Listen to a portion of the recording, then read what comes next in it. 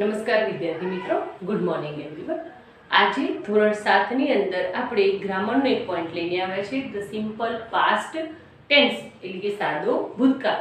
અગાળ આની પહેલાના વિડીયોમાં આપણે બે યુનિટ, એક પ્રોઝ અને ગ્રામરના બે પોઈન્ટ પણ જાણી ગયા છીએ।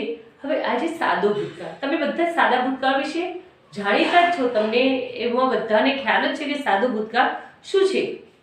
છતાં પણ આપણે પહેલા સેમમાં પણ અભ્યાસ કરી ચૂક્યા હતા, હવે બીજા સેમમાં પણ આપણે અભ્યાસ કરીશું। હવે બીજા સેમની અંદર સાદો ભૂતકાળ, સાદા ભૂતકાળની પહેલા તો વ્યાખ્યા જોઈએ કે કોઈ ક્રિયા અથવા તો કોઈ ઘટના થઈ ચૂકી હોય કે અગાઉના સમયમાં બની ચૂકી હોય કે થઈ ગઈ હોય, તો તેવી ક્રિયાને દર્શાવવી હોય, આપણે કહેવું હોય, એના વિશે વાત કરવી હોય તો આપણે સાદા ભૂતકાળનો ઉપયોગ કરીએ છીએ। ફરીથી એકવાર ડેફિનેશન પર ધ્યાન આપો કે કોઈ ક્રિયા કે કોઈ ઘટના, બનાવ કે પ્રસંગ અગાઉના સમયમાં કે પહેલા ક્યારેય બની ગયો હોય અને તેવી ક્રિયા દર્શાવવી હોય ત્યારે આપણે સાદા ભૂતકાળનો ઉપયોગ કરીએ છીએ। સાદા ભૂતકાળની અંદર વાક્યને જ્યારે નકાર બનાવવું હોય ત્યારે તેની સાથે આપણે સહાયકારક ક્રિયાપદ તરીકે ડીડ નો યુઝ કરીએ છીએ। ડીડ ડીડ એ ડુ અને ડઝ નું ભૂતકાળનું રૂપ છે। સાદા વર્તમાન કાળની અંદર સહાયકારક ક્રિયાપદ આપણે ડુ અને ડઝ નો યુઝ કરતા હતા, એ જ રીતે ભૂતકાળની અંદર આપણે ડીડ નો યુઝ કરીએ છીએ। હવે બીજી એક વસ્તુ વિદ્યાર્થી મિત્રો કે સાદા ભૂતકાળની અંદર ક્રિયાપદ, તમે જે ક્રિયાપદનો યુઝ કરો છો એનું રૂપ કેવું મૂકવામાં આવશે? ભૂતકાળનું રૂપ, કે એના પાછળ ડી કે ઈડી પ્રત્યય લાગે છે, અથવા કોઈ એવા ક્રિયાપદો હોય કે જેના અનિયમિત રૂપ એટલે કે એની પાછળ ડી કે ઈડી પ્રત્યય લાગતા નથી, છતાં એના ભૂતકાળના શબ્દોનો યુઝ થાય છે અને એ રીતે એનું ભૂતકાળનું રૂપ બને છે। હવે વિદ્યાર્થી મિત્રો, જે આપણો મેઇન ટોપિક છે કે પ્રશ્નાર્થ વાક્ય, સાદા વર્તમાન કાળ, ભૂતકાળ, ભવિષ્યકાળમાં આપણે બધાની અંદર WH ક્વેશ્ચન જાણી ગયા। વર્તમાન કાળની અંદર આપણે પ્રશ્નાર્થ જ્યારે પણ બનાવતા હતા તો એની સાથે સહાયકારક ક્રિયાપદ ડુ અને ડઝ નો યુઝ કરતા હતા, જ્યારે ભૂતકાળની અંદર સહાયકારક ક્રિયાપદનો યુઝ કરવાનો છે તો એ સહાયકારક ક્રિયાપદ ડીડ છે, તો આપણે ડીડ નો યુઝ કરવાનો છે। હવે એક બીજી વસ્તુ કે જ્યારે ડીડ નો યુઝ થયેલો હશે, કે જ્યારે તમે તમારા વાક્યની અંદર ડીડ નો યુઝ થયો હોય તો ત્યારે તેની સાથે ક્રિયાપદનું રૂપ મૂળ મૂકવામાં આવે છે। મૂળ એટલે કે એની પાછળ કોઈ પણ જાતનો પ્રત્યય લાગતો નથી, એટલે કે ક્રિયાપદનું મૂળ રૂપ માંગે છે। જ્યારે ડીડને તમે વાક્યમાંથી રિમૂવ કરી એનો કોઈ જવાબ લખતા હોય તો ડીડનો ઉપયોગ નીકળી જશે, કે ડીડ વાક્યમાંથી નીકળી જશે, અને ત્યારે જે આપણું પેલું ક્રિયાપદ મૂળ રૂપ લખતા હતા એ ક્રિયાપદને આપણે ભૂતકાળના રૂપમાં ફેરવીએ છીએ, એટલે કે એને પાછળ ડી કે ઈડી પ્રત્યય જો અનિયમિત રૂપ હોય તો એનું ભૂતકાળનું રૂપ મૂકે છે। તો આ રીતે આપણો વર્તમાન સાદો ભૂતકાળ બને છે। હવે ધ્યાન આપજો વિદ્યાર્થી મિત્રો, આપણે કોઠા છે, મેં બોર્ડની અંદર કોઠા પણ દર્શાવ્યા છે, વાક્ય રચના પણ દર્શાવેલી છે અને બધું જ સાથે લખેલું છે, એટલે હું ફક્ત ગુજરાતીના ઉદાહરણ લખી અને ઇંગ્લિશ હું જાતે લખી છે કે તમને થોડું વધારે ખ્યાલ આવે, તો ધ્યાન આપજો વિદ્યાર્થી મિત્રો। ફર્સ્ટ તો આપણે એની ડેફિનેશન જાણી કે એની વ્યાખ્યા, કે જે ક્રિયા ભૂતકાળમાં થઈ ગઈ હતી, કે કોઈ ઘટના કે કોઈ પ્રસંગ ભૂતકાળમાં બની ગયો હતો અથવા થઈ ગઈ છે તેવું દર્શાવવા માટે આપણે સાદા ભૂતકાળનો ઉપયોગ કરીએ છીએ। કે કોઈ ક્રિયા કે કોઈ ઘટના કે પ્રસંગ ભૂતકાળમાં બની ગયો હોય અને તેવું દર્શાવવું હોય, તે ક્રિયા વિશે દર્શાવવું હોય તો ત્યારે આપણે સાદા ભૂતકાળનો યુઝ કરીએ છીએ। હવે અહીંયા મેં કોઠા લખેલા છે, ટુ બી એટલે કે ઇઝ એમ આર વાળો કોઠો અને એક બીજો છે ટુ હેવ વાળો કોઠો। જેમ મેં વર્તમાન કાળની અંદર આઈ ની સાથે આપણે એમ વાપરતા હતા, યુ ની સાથે આર, હી શીટ ની સાથે આપણે ઇઝ વાપરતા હતા, બહુવચનમાં વી, યુ અને ધેની સાથે આપણે આર નો યુઝ કરતા હતા। હવે અહીંયા ભૂતકાળની અંદર આઈ ની સાથે વોઝ નો ઉપયોગ થશે, આઈ વોઝ, યુ ની સાથે આર નું ભૂતકાળ થશે વર, WERE, અને હી શી ઇટ ત્રીજો પુરુષ એકવચન, એના માટે આપણે ઇઝ વાપરતા તો ઇઝ ની જગ્યાએ અહીંયા ભૂતકાળમાં વોઝ નો ઉપયોગ થાય છે, જ્યારે બહુવચનમાં વી, યુ અને ધેની સાથે આપણે વર્તમાન કાળમાં આર વપરાતું હતું, જ્યારે ભૂતકાળની અંદર વેર, WERE વર, WERE ધેની સાથે પણ વર। તો આ રીતે એના ક્રિયાપદના રૂપો બદલાઈ જાય છે। અહીંના ટુ બી ના ભૂતકાળના રૂપો, એટલે ભૂતકાળના રૂપો કોઈ વાર તમને પૂછે તો આઈ ની સાથે વોઝ, યુ ની સાથે વર, હી શીટ ની સાથે વોઝ, બહુવચન વી, યુ અને ધે એ ત્રણેયની સાથે વર મૂકવામાં આવે છે. હવે આપણે ટુ હેવ નો ગોઠવું જોઈએ. ટુ હેવ નો મિનિંગ થશે ની પાસે હોવું કે મારી પાસે હોવું. જેમ આપણે વર્તમાન કાળની અંદર આ કોઠવા વિશે સમજ્યા હતા, તો I have, you have, he, she, it, તો એની સાથે આપણે હેઝ મૂકતા હતા. જ્યારે બહુવચનમાં વી, યુ અને ધેની સાથે હેવ. એટલે ટૂંકમાં ટુ હેવ ના ફક્ત બે જ રૂપો હતા. ક્રિયાપદ કેટલા હતા ટુ હેવ ના? બે જ ક્રિયાપદો, એક હેવ અને બીજું હેઝ. હવે અહીંયા ભૂતકાળની અંદર બધાનું હેવ અને હેઝ બંનેનું ભૂતકાળનું રૂપ શું થઈ જશે? તો એનું ભૂતકાળનું રૂપ થઈ જશે હેડ, HAD. તો આઈ ની સાથે હેડ, યુ ની સાથે હેડ, હી, શી, ઇટની સાથે પણ હેડ, વી, યુ અને ધે એ ત્રણેયની સાથે પણ હેડનો ઉપયોગ થાય છે. હેવ અને હેઝ નો મિનિંગ છે ની પાસે છે કે મારી પાસે છે, ની પાસે છે. અને હેડનો ઉપયોગ થશે, હેડનો ગુજરાતી મિનિંગ થશે ની પાસે હતું, મારી પાસે હતું, એ રીતે. તો ધ્યાન આપજો વિદ્યાર્થી મિત્રો. ટુ હેવ ના ભૂતકાળના રૂપો: પ્રથમ પુરુષમાં આઈ, બીજો પુરુષ યુ, ત્રીજો પુરુષ હી, શી અને ઇટ.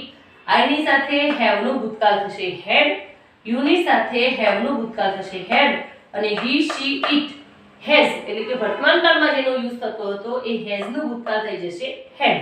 જ્યારે વી, યુ અને ધે આ ત્રણેય બહુવચન છે, તો બહુવચન માટે આપણે વર્તમાન કાળમાં હેવ નો યુઝ કરતા હતા કે બહુવચનમાં વર્તમાન કાળની માટે આપણે હેવ નો યુઝ કરતા હતો. તો અહીંયા હેવ ની જગ્યાએ હેવ નું ભૂતકાળ થશે હેડ, યુ ની સાથે પણ હેડ અને ધે ની સાથે પણ હેડ. હવે આપણે વિદ્યાર્થી મિત્રોની વાક્ય રચના, ભૂતકાળનું વાક્ય તમારે ઓળખવું હોય તો તમે કઈ રીતે ઓળખી, શું હશે એ વાક્યની અંદર? ઇઝ એમ આર નો યુઝ થયેલો હશે કે નહીં થયો એ રીતે.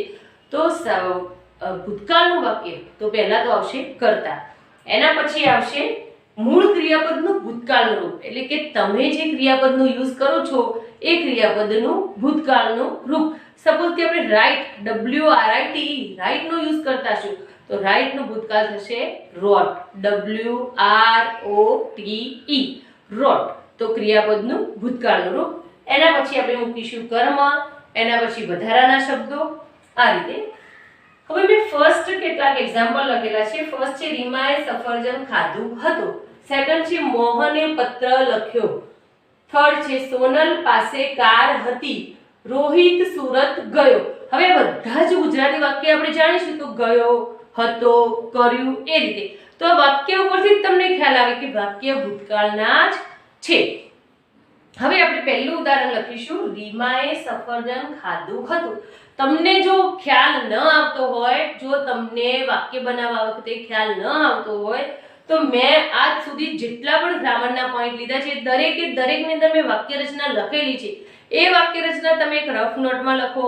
એના આધારે તમે 10 વાક્યો જાતે બનાવો, ગુજરાતીમાં બનાવો અને જાતે જ લખવાનો પ્રયત્ન કરશો તો ગ્રામર શીખવું ઘણું ઈઝી થઈ જશે.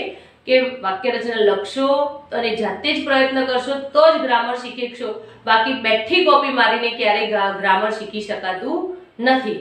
તો હવે ફર્સ્ટ જે છે રીમાએ સફરજન ખાધું હતું. હવે તમને ખ્યાલ ના આવતો હોય તો પહેલા આપણી વાક્ય રચનાને આધારે લખીશું. કરતા રીમા. હવે રીમા પછી છે મૂળ ક્રિયાપદનું ભૂતકાળનું રૂપ. હવે આમાંથી રીમાની ક્રિયા શું છે? તો રીમાની ક્રિયા છે ખાવાની, ખાધું એટલે ભૂતકાળ થઈ ગયું. તો ઈટ, EAT, ઈટનું ભૂતકાળ થશે એટ, ATE. રીમા એટ. હવે રીમાનું કર્મ, કર્મ છે એને સફરજન, તો રીમા એટ એન એપલ. રીમાએ સફરજન ખાધું હતું. નેક્સ્ટ છે મોહને પત્ર લખ્યો. તો પહેલો કર્તા છે આપણો મોહન. હવે મોહનની ક્રિયા છે લખવાની, તો લખવા માટેનું ઇંગ્લિશ થશે રાઇટ. રાઇટ નું ભૂતકાળનું રૂપ થશે રોટ. તમે જો આ રીતે વિદ્યાર્થી મિત્રો કરશો કે પહેલા તો લખવાનું ગુજરાતી મેઇન એનો સ્પેલિંગ જોવાનું કે રાઇટ. હવે રાઇટ નું ભૂતકાળ શું થશે? તો રોટ. આ રીતે જ તમે ઇંગ્લિશ શીખી શકશો. ડાયરેક્ટ રોટ લખશો તો તમને ખ્યાલ આવશે નહીં. તો મોહન રોટ. હવે શું લખ્યું? લખવાનું એનું કામ શું હતું? કર્મ શું હતું? તો પત્ર. તો Mohan wrote a letter. Letter ફક્ત એક જ છે એટલે એની આગળ આપણે આર્ટિકલ મૂકેલો છે. જો પત્રો લખ્યા હોય તો આર્ટિકલ આવે નહીં. નેક્સ્ટ છે સોનલ પાસે કાર હતી. હવે કાર હતી, હતી એટલે ની પાસે છે તો એના માટે આપણે શેનો યુઝ કરીશું? કયા ક્રિયાપદનો? To have. ટુ હેવ ના રૂપનો યુઝ કરીશું. પણ અહીંયા કેવું કાળ છે? કાર હતી, ભૂતકાળનું રૂપ છે એટલા માટે હેવ નું ભૂતકાળ થઈ જશે હેડ. તો પહેલા તો લખીશું આપણે Sonal had a car. Sonal પાસે કાર હતી. નેક્સ્ટ છે રોહિત સુરત ગયો. કે રોહિત સુરત ગયો. તો રોહિત, હવે જવું, જવું નું ઇંગ્લિશ થશે ગો. હવે ગો નું ભૂતકાળ થશે went. તો રોહિત went. હવે ટુ, ટુ કેમ લખવામાં આવે છે? તો સિટી નું નામ છે કે ક્યાં ગયો? તો ટુ સુરત. રોહિત સુરત ગયો. તો આ રીતે આપણે સાદા વાક્ય કે વાક્ય રચના સાદી બનાવી છે. હવે આપણે નેક્સ્ટ બનાવીશું નકાર વાક્ય રચના. હવે મેં તમને વાત કરી વિદ્યાર્થી મિત્રો કે જ્યારે વાક્યને નકાર બનાવવું હોય ત્યારે સહાયકારક ક્રિયાપદ did નો ઉપયોગ કરવામાં આવે છે. જ્યારે પણ વાક્યની અંદર did નો ઉપયોગ થયો હશે ત્યારે તેની સાથે ક્રિયાપદનું રૂપ મૂળ મૂકવામાં આવે છે. એટલે કે ક્રિયાપદને અંતે કોઈ પણ જાતનો પ્રત્યય લાગતો નથી. એકવાર ફરીથી, જ્યારે પણ વાક્ય નકાર બનાવવું હોય ત્યારે ક્રિયાપદનો સાથે did સહાયકારક ક્રિયાપદનો યુઝ થાય છે અને જ્યારે વાક્યની અંદર did નો યુઝ થયેલો હોય ત્યારે તેની સાથે ક્રિયાપદનું રૂપ મૂળ મૂકવામાં આવે છે. એટલે કે ક્રિયાપદને અંતે કોઈ પણ જાતના પ્રત્યય લાગતા નથી. અહીંયા હું 4 ઉદાહરણ લઈશ એટલે તમને ખ્યાલ આવશે. ફર્સ્ટ છે રીમાએ સફરજન ખાધું ન હતું. હવે નકાર આવશે. બાળકો શાળાએ ગયા ન હતા. સોનલ પાસે કાર ન હતી. રોહિત સુરત ગયો ન હતો. તો પહેલું તો આપણે લખીશું રીમા. હવે નકાર બનાવવાનું છે એટલે આપણે પહેલા લખી દઈશું did not. હવે રીમાએ સફરજન ખાધું ન હતું. હવે ખાવાનું ક્રિયાપદ આવશે. ક્રિયાપદ શું હતું? eat. eat. કેમ eat લખ્યું? કેમ eat લખ્યું તમને ખ્યાલ હોવો જોઈએ કે આગળ મેં લખ્યું છે કે ક્રિયાપદનું ભૂતકાળનું રૂપ, પણ અહીંયા કેમ eat લખ્યું? કેમ લખ્યું? કારણ કે આગળ આપણે શેનો યુઝ કર્યો છે? સહાયકારક ક્રિયાપદ did નો યુઝ કર્યો છે. એટલે did વાક્યની અંદર આવશે એટલે ક્રિયાપદનું રૂપ મૂળ મૂકવામાં આવે છે. તો Rima did not eat an apple. રીમાએ સફરજન ખાધું ન હતું.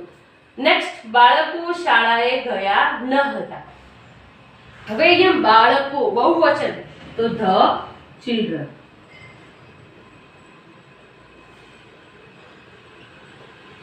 did not. હવે તમને એમ થશે કે children આવ્યું અને did આવ્યું.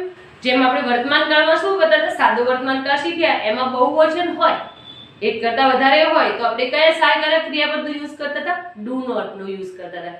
એક કરતા વધારે હોય તો આપણે do not નો યુઝ કરતા હતા અને ત્રીજો પુરુષ એક જ વ્યક્તિ હોય તો આપણે does not નો યુઝ કરતા. અને અહીંયા બહુવચન છે તો કેમ did not? તો અહીંયા આપણું સહાયકારક ક્રિયાપદ ફક્ત એક જ છે. એકલું શું છે? did. do અને does બંનેનું ભૂતકાળનું રૂપ શું થાય છે? ફક્ત did.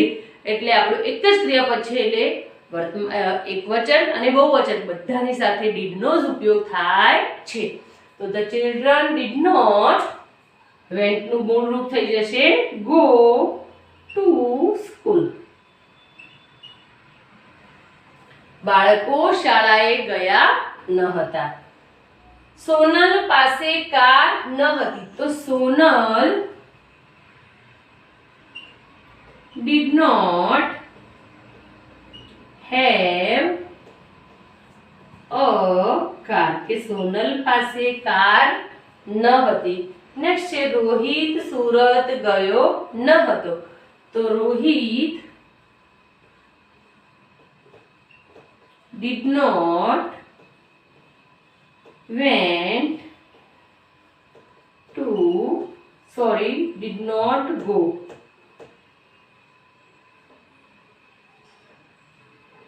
to Surat.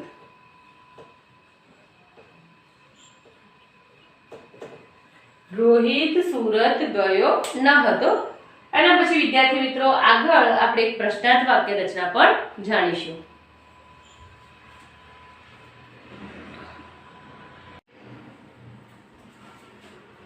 હવે વિદ્યાર્થી મિત્રો આગળ આપણે પ્રશ્નાર્થ વાક્ય રચના વિશે જાણીશું કે પ્રશ્નાર્થ વાક્ય એટલે યસ નો ટાઈપ, હા કે નામાં જવાબ. તમે પ્રશ્ન એવી રીતે પૂછીએ આપણે કે પ્રશ્ન આપણે એવી રીતે પૂછીશું કે જેનો જવાબ તમને હા કે નાની અંદર જ મળશે. કે જેમ કે ફર્સ્ટ શું બાળકો શાળાએ ગયા? શું બાળકો શાળાએ ગયા? તો હા, બાળકો શાળાએ ગયા. ના, બાળકો શાળાએ ગયા નથી. શું રીમાએ સફરજન ખાધું? ના, રીમાએ સફરજન ખાધું નથી. શું મોહને પત્ર લખ્યો? શું સોનલ પાસે કાર હતી? શું રોહિત સુરત ગયો? તો એ રીતે પ્રશ્નનો ભાવાર્થ એવો હશે કે જેનો જવાબ તમને હકાર કે નકારની અંદર મળી રહેશે. હવે પ્રશ્નાર્થ વાક્ય રચનાની આપણે વાક્ય રચના જાણીશું. તો વાક્ય રચનામાં પહેલા તો આપણું સહાયકારક ક્રિયાપદ એટલે કે ડીડ નો યુઝ કરીશું. એના પછી આપણા કર્તા, એના પછી આપણું મૂળ ક્રિયાપદ, એના પછી કર્મ અને એના પછી વધારાના શબ્દો હોય તો, ના હોય તો નથી મૂકવાના. અને છેલ્લે ક્વેશ્ચન માર્ક્સ એટલે કે આપણું પ્રશ્નાર્થનું ચિહ્ન. ફર્સ્ટ છે શું બાળકો શાળાએ ગયા? તો ધ ચિલ્ડ્રન ની માટે આપણે પણ ડીડ નો યુઝ કરીએ છીએ કે સહાયકારક ક્રિયાપદ અહીંયા ભૂતકાળમાં એક જ હોય છે. તો ડીડ ધ ચિલ્ડ્રન. હવે ક્રિયાપદનું રૂપ કેવું મૂકવાનું છે? મૂળ. શું બાળકો શાળાએ ગયા? Did the children go to school? શું બાળકો શાળાએ ગયા? હવે તમે જોઈ શકો છો કે સહાયકારક ક્રિયાપદ ડીડ, કર્તામાં ધ ચિલ્ડ્રન, મૂળ ક્રિયાપદમાં ગો અને કર્મમાં ટુ સ્કૂલ. વધારાના શબ્દો છે નહીં. નેક્સ્ટ છે શું રીમાએ સફરજન ખાધું? શું રીમાએ સફરજન ખાધું? તો ડીડ રીમા નામનો પ્રથમ અક્ષર કેપિટલ જ આવશે. Did Rima eat an apple? Next છે શું મોહને પત્ર લખ્યો? તો did Mohan write a letter?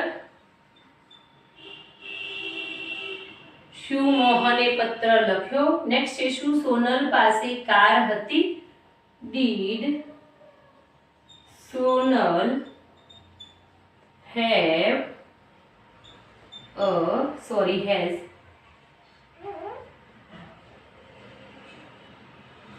a car? કારણ કે સોનલ ત્રીજો પુરુષ છે એટલા માટે એની સાથે હેઝ આવશે. શું રોહિત સુરત ગયો? તો did Rohit go to Surat? શું રોહિત સુરત ગયો? તો આ રીતે વિદ્યાર્થી મિત્રો પ્રશ્નાર્થ વાક્ય બને છે કે પ્રશ્નાર્થ વાળી વાક્ય રચના યસ નો ટાઈપ વાળી વાક્ય રચના બને છે.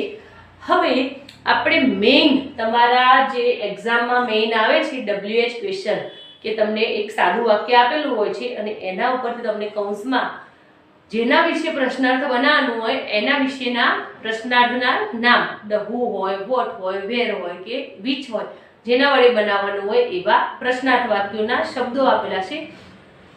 તો અહીંયા WH વાળી વાક્ય રચના પહેલા તો WH ક્વેશ્ચન અગાઉ પણ તમને જણાવ્યું છે અને ફરી પણ જણાવું કે જે પ્રશ્નાર્થના પ્રથમ બે અક્ષર W અને H થી શરૂ થતા હોય તેને WH ક્વેશ્ચન વાળી વાક્ય રચના કહે છે.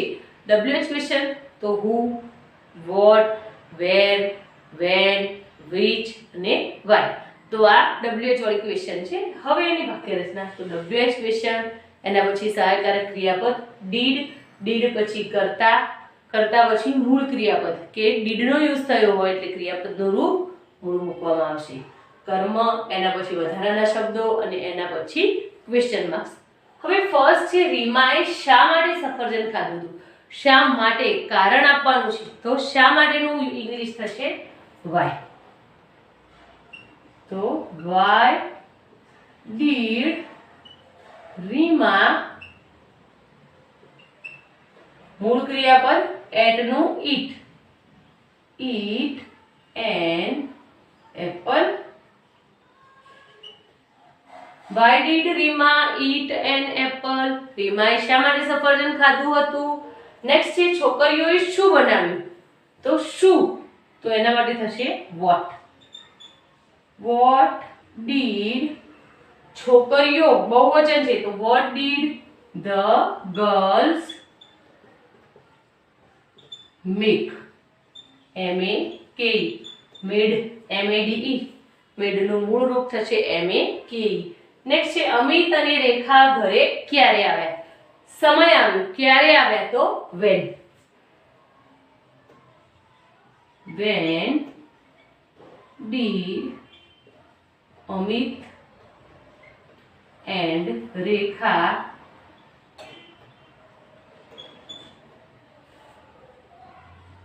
come to home. When did Amit and Rekha come to home? Amit અને રેખા ઘરે ક્યારે આવ્યા.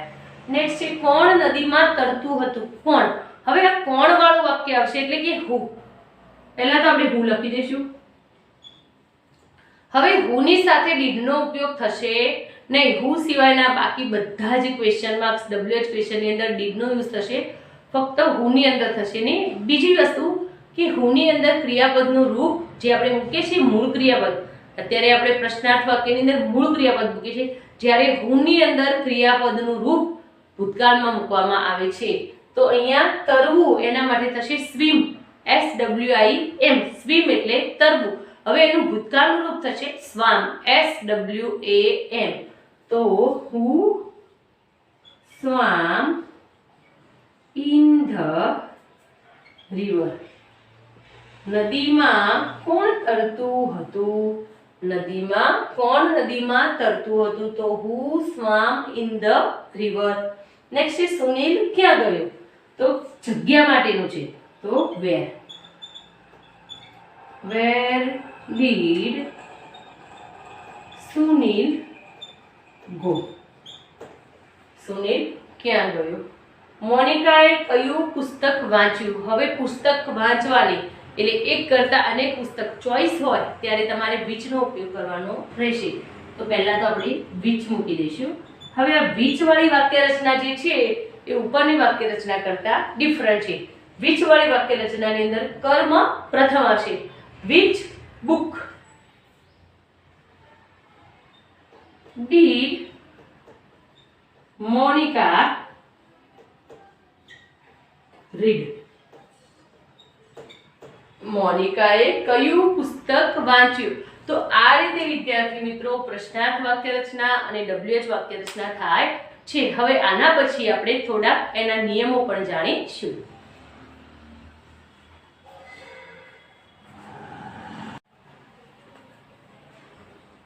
હવે જાણીશું વિદ્યાર્થી મિત્રો આપણે આના નિયમો.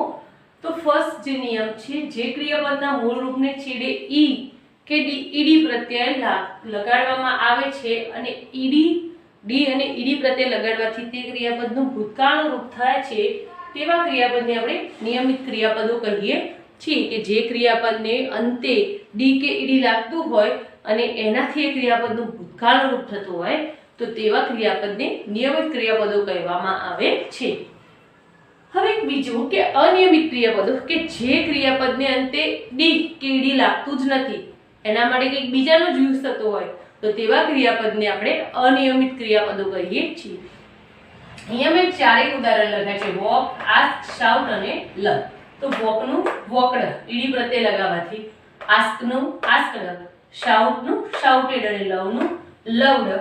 હવે જુઓ લવની પાછળ ઈ આપેલું છે એટલે ફક્ત ડી જ લાગે છે પ્રત્યય, કે જે કોઈ ક્રિયાપદ હોય એવા ક્રિયાપદને અંતે ઈ આપેલો હોય તો તે ક્રિયાપદનું ભૂતકાળનું રૂપ કરતી વખતે ફક્ત ડી નો જ યુઝ કરવામાં આવે છે. નેક્સ્ટ નેક્સ્ટ જાણીશું જે ક્રિયાપદને અંતે વ્યંજન વત્તા વાય એટલે કે છેલ્લો અક્ષર વાય અને એની પહેલા વ્યંજન આવતું હોય તો વાય નો આપણે આઈ કરી ઈડી પ્રત્યય લગાડીશું.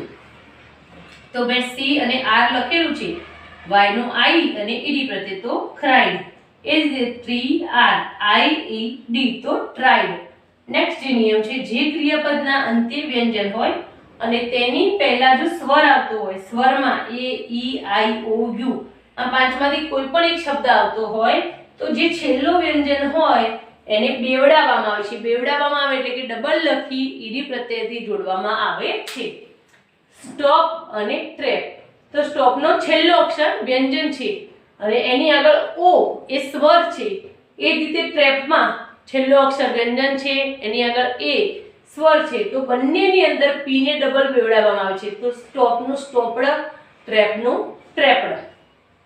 છેલ્લો નિયમ જોઈશું જે ક્રિયાપદને અંતે વ્યંજન હોય અને તેની પહેલા સ્વર ભારપૂર્વક ઉચ્ચારાતો ન હોય તો તેવા ક્રિયાપદને અંતે ફક્ત ઈડી પ્રત્યય જ લાગે છે. તમે આ જોશો ઉદાહરણ વોટર અને ઓપન બંનેનું સેમ જ લાગે છે કે અહીંયા પણ છેલ્લો વ્યંજન છે અને આગળ સ્વર છે, પણ આ વોટર અને આ ઓપન ની અંદરનો જે ઈ છે એને ભારપૂર્વક બોલાતો નથી, ઉચ્ચારાતો. જેમ કે સ્ટોપ, સ્ટોપ તો એની અંદર ઓ બોલાય છે, અહીંયા વોટર નોર્મલી જ તમે વોટર, વોટર ની અંદરનો ઈ બોલાતો નથી. એ જ રીતે ઓપન, તો ઓપન એ રીતે આપણે બોલતા નથી નોર્મલી ઓપન, તો ઓપન ની અંદરનો પણ ઈ બોલાતો નથી એટલે ફક્ત ઈડી પ્રત્યય લાગે છે વોટર અને ઓપન. હવે વિદ્યાર્થી મિત્રો તમારી જે આ કમ્પોઝિશન છે કે પેજ નંબર 20 એની અંદર અહીંયા અનિયમિત ક્રિયાપદો લખેલા છે. તમે જોઈ શકો છો કે અનિયમિત ક્રિયાપદો અને અમુક અનિયમિત ક્રિયાપદોના રૂપ બદલાતા નથી. તમારે આટલું તમારી પાકી નોટ, ગ્રામરની નોટની અંદર ઉતારવાનું રહેશે. છેલ્લે આટલો વિડીયોની અંદર આપણું જેટલું અસાઇનમેન્ટમાં લખેલું હશે એ બધું જ પૂર્ણ થયા પછી સ્ટાર કરી અનિયમિત ક્રિયાપદો એમાં લખ્યું છે ગો વેન્ટ, વેન્ટનો ઉચ્ચાર પણ સાથે લખવાનો રહેશે. આ રીતે વિદ્યાર્થી મિત્રો અહીંયા તમારો આ ગ્રામરનો પોઈન્ટ પૂર્ણ થાય છે અને આના પછી હું તમને આની ઇમેજ મોકલીશ જે તમારે સ્વાધ્યાય કમ્પોઝિશનની અંદર પૂરવાની રહેશે. Thank you.